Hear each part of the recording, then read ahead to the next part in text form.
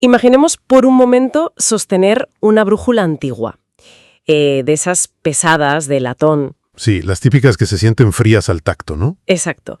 Y la aguja, pues tiembla un segundo, pero siempre, invariablemente, termina apuntando al norte magnético. Claro, y eso da una tranquilidad enorme. Es reconfortante porque nos dice exactamente cómo orientarnos en el mundo. O sea, no hay debate, no hay matices, tienes una certeza absoluta. Bueno, a ver, es una visión muy binaria de la realidad, digamos. O vamos hacia el norte o no vamos, o tomamos el camino correcto o el equivocado. Totalmente. Y, históricamente, así es como funcionaban las estructuras religiosas y morales tradicionales. Todo estaba muy claro. Pero claro, luego guardamos esa brújula antigua y sacamos un teléfono móvil de última generación. Abrimos una aplicación de mapas y de repente, ¡wow!, tenemos una imagen satelital infinitamente detallada del terreno. Con la topografía exacta, ¿verdad? El estado del tráfico en tiempo real, la distancia calculada al milímetro. Eso es, pero la pantalla se queda ahí, esperando. O sea, nos da absolutamente toda la información empírica del mundo, pero es incapaz de decirnos hacia dónde deberíamos ir. Hemos cambiado la brújula moral de las certezas absolutas, pues, por el GPS de la precisión científica. Me encanta esa analogía. Es que es tal cual. Tenemos un mapa perfecto de cómo funciona el universo, pero parece que hemos perdido el destino. Y ese es, fundamentalmente, el gran dilema de la modernidad. Y justo esa es la misión central de nuestro análisis a fondo de hoy. Vamos a explorar cómo la humanidad ha intentado navegar esta transición tan vertiginosa, la verdad. Tenemos sobre la mesa una pila de fuentes increíblemente diversa y fascinante para este programa. Tela con los documentos de hoy. Vamos desde tratados filosóficos del siglo XVII y documentos contemporáneos sobre la secularización, concretamente el informe God Index Wasmuse. Un documento clave, sí. Muy clave.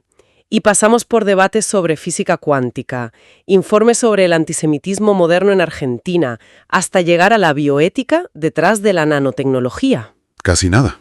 Casi nada, ¿sí? Y el objetivo de esta inmersión exhaustiva es descubrir cómo pasamos de la certeza religiosa a un mundo laico impulsado por la ciencia y cómo, en medio de todo ese proceso, pues intentamos construir una nueva brújula moral. A ver, es importante señalar que los documentos que vamos a desgranar no hablan de ciencia o religión como si fueran compartimentos estancos. Para nada. Tratan sobre la infraestructura misma de cómo construimos la verdad. Claro, los cimientos. Exacto. Para entender cómo llegamos a este mundo hiperconectado y secularizado de hoy, tenemos que rastrear el momento exacto en el que alguien decidió reescribir el sistema operativo del pensamiento occidental. Y ese momento tiene nombre y apellido. Ocurrió en el siglo XVII con Baruch Spinoza. Y, madre mía, vamos a detenernos aquí porque esto es dinamita pura. Spinoza es fundamental. O sea, Spinoza toma un software muy cerrado, que era la teología judeocristiana tradicional con todos sus dogmas inamovibles, y hace algo absolutamente impensable para la época. Postula una ecuación radical, que es Deus sive natura, o sea, Dios o la naturaleza. Y al plantear esa simple frase, Spinoza desmantela siglos de teología de un plumazo. La fuente que revisamos de la UNAM sobre su obra subraya que, bajo esta noción, se elimina por completo la voluntad divina. Ya no hay un ser superior moviendo los hilos. Exacto. Dios no es un ente externo con barba que juzga, castiga o premia desde los cielos. Para Spinoza, Dios es el universo. Es la red infinita de causas y efectos de la naturaleza. Y claro, esto descarta conceptos que hasta entonces eran intocables. Como la inmortalidad del alma, por ejemplo. Sí, o la idea de que el mundo tenga una finalidad prediseñada. Todo eso desaparece. Lo cual le costó la excomunión inmediata de su comunidad en Ámsterdam, claro.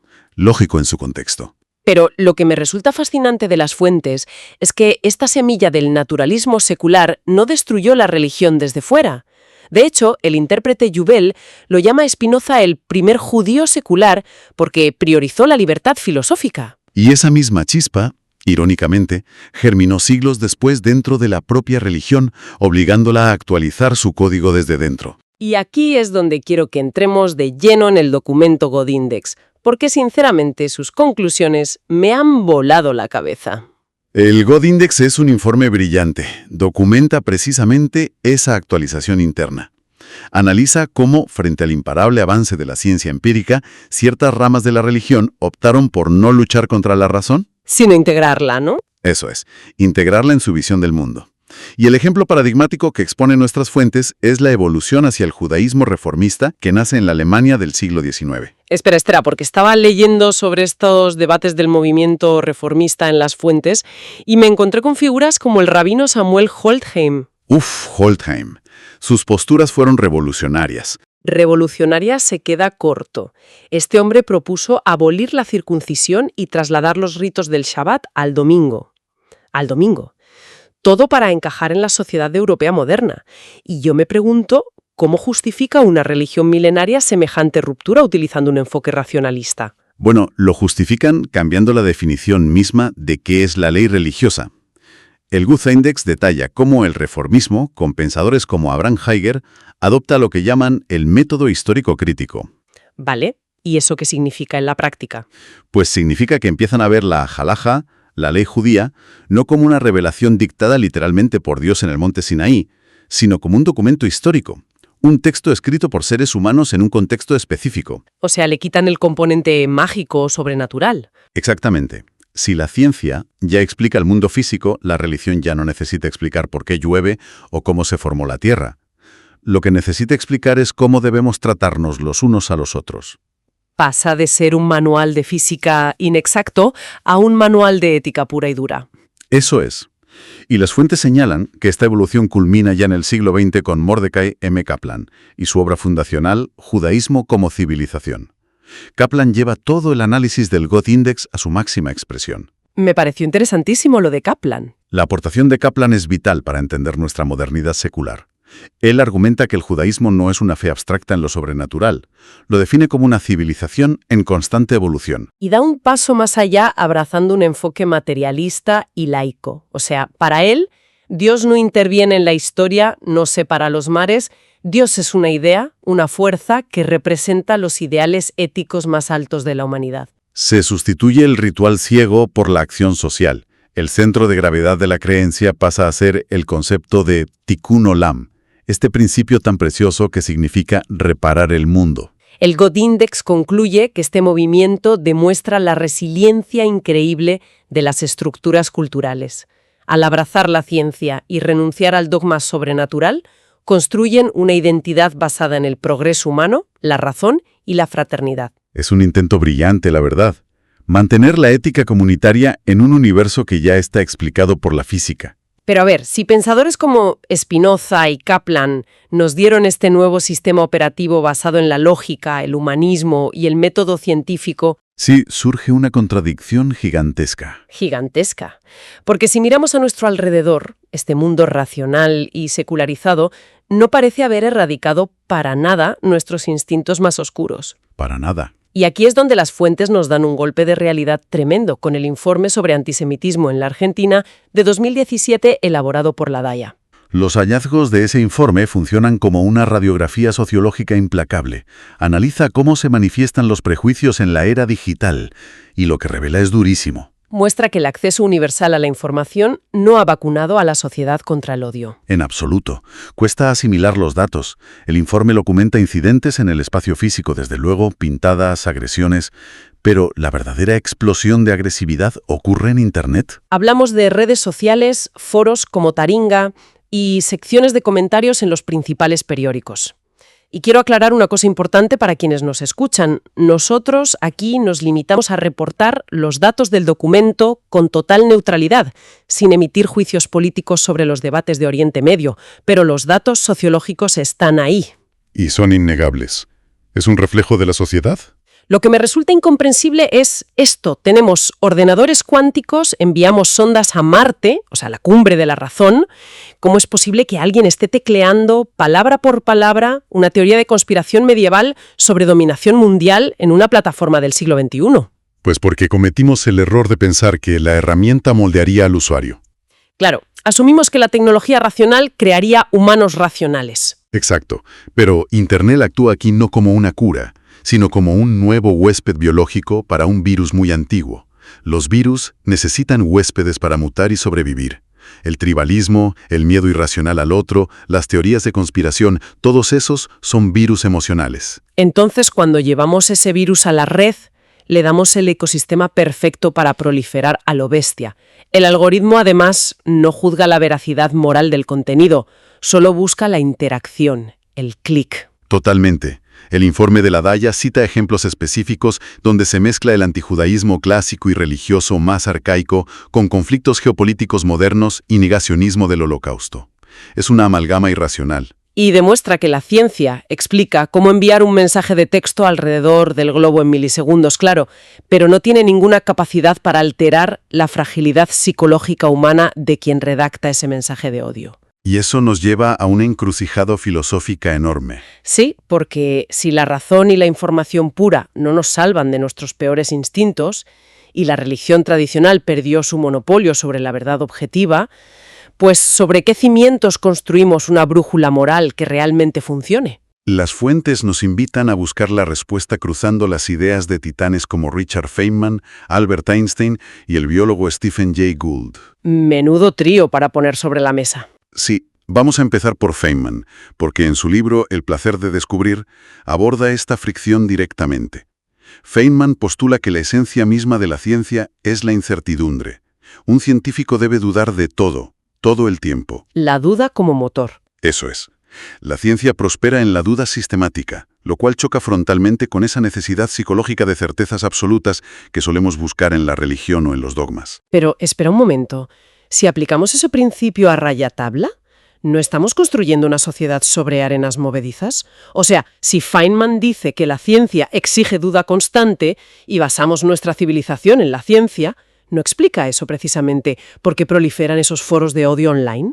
¿En qué sentido lo dices? Pues que si dudamos de todo, nada es sagrado, ningún valor ético es absoluto, y de repente cualquier atrocidad se vuelve debatible en Internet. Vale, entiendo por dónde vas.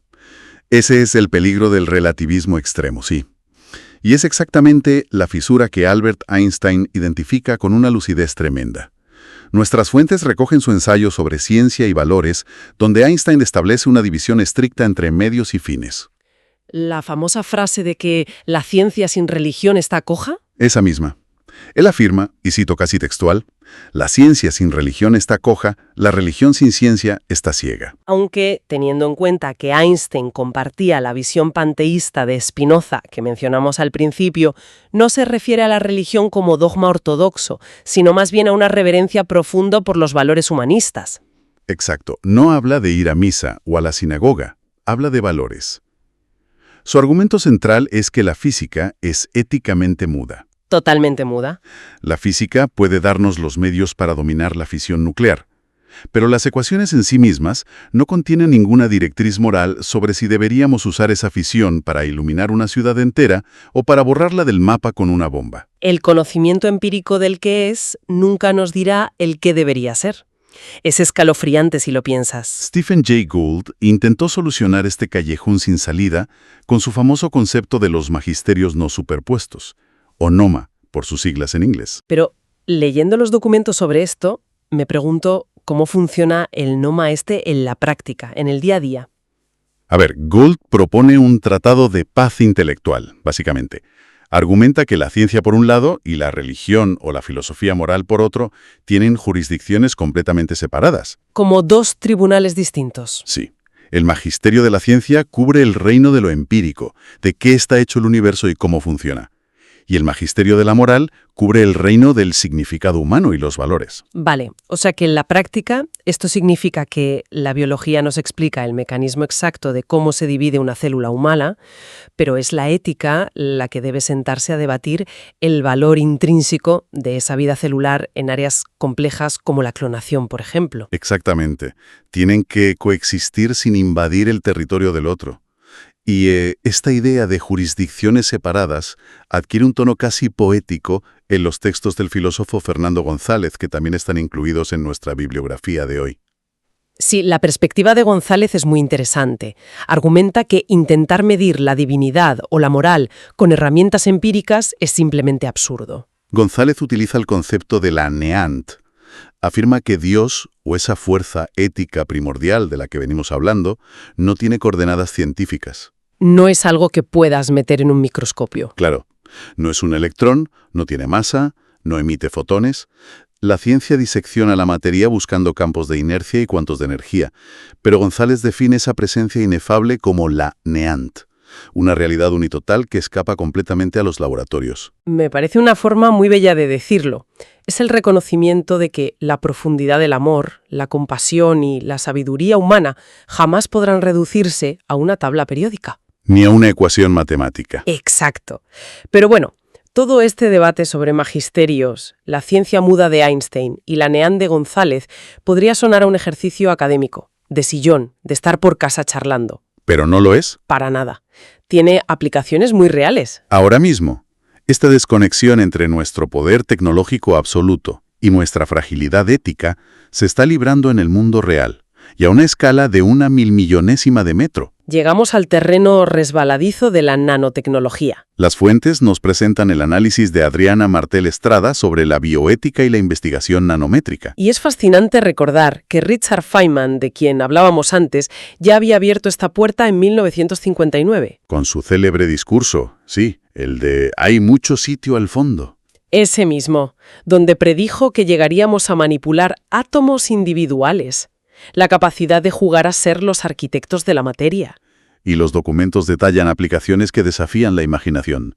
Hablamos de liberación controlada de fármacos inteligentes que atacan tumores célula por célula sin dañar el tejido sano. Que eso es una maravilla médica. Por supuesto. O membranas a escala nanométrica capaces de purificar agua contaminada a un coste irrisorio, revolucionando la agricultura en países secos. Pero claro, también mencionan el lado oscuro. El uso de nanomateriales para crear armamento militar indetectable y letal. Y aquí surge mi duda.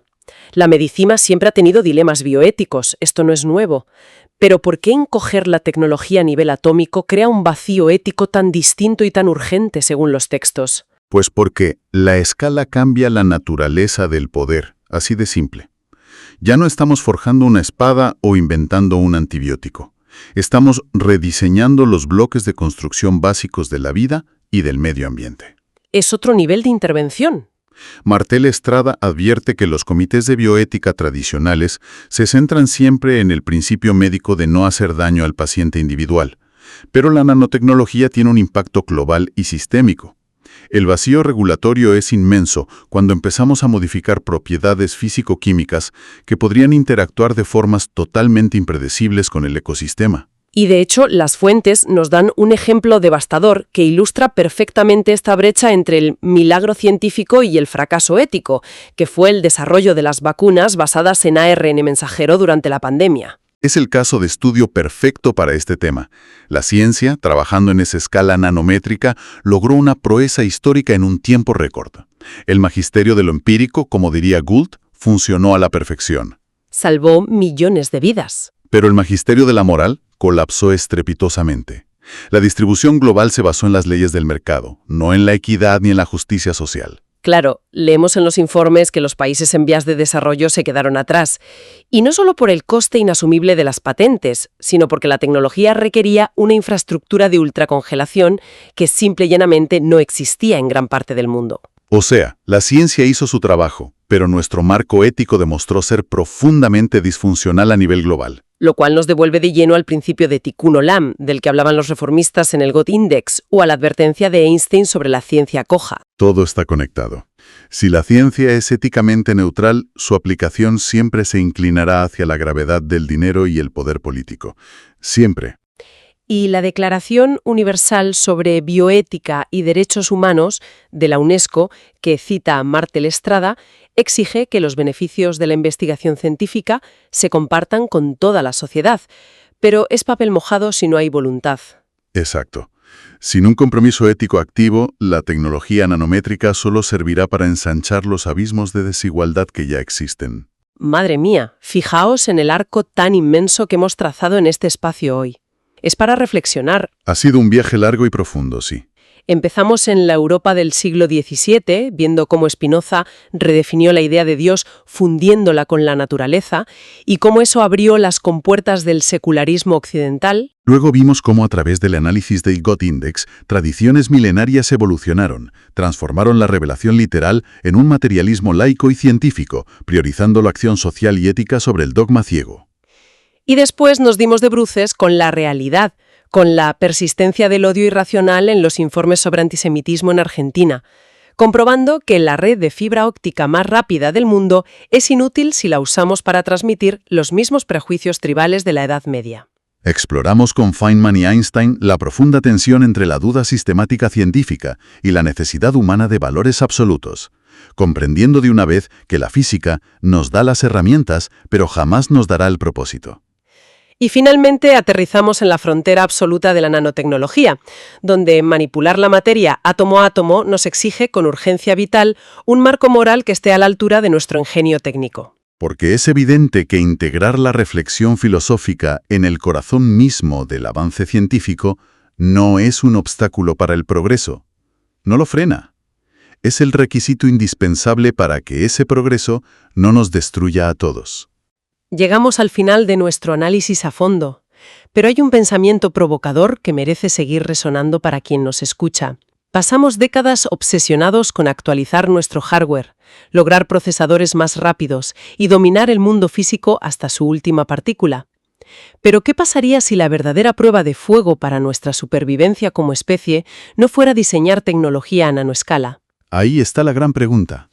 ¿Qué pasaría si el reto más monumental que enfrentamos fuera ser capaces de diseñar una tecnología ética que pueda autocuestionarse, evolucionar y actualizarse a la misma velocidad vertiginosa a la que lo hacen nuestros descubrimientos científicos? Un marco de valores dinámico, capaz de anticiparse a las herramientas que creamos antes de que esas mismas herramientas decidan nuestro futuro por nosotros. Porque, a fin de cuentas, de poco sirve tener el GPS satelital más preciso del universo si al mirar el horizonte nos damos cuenta de que hemos olvidado por completo qué lugares merecen realmente ser descubiertos. Sigamos cultivando la curiosidad y la mirada crítica frente a todo lo que nos rodea. Gracias por acompañarnos en esta inversión.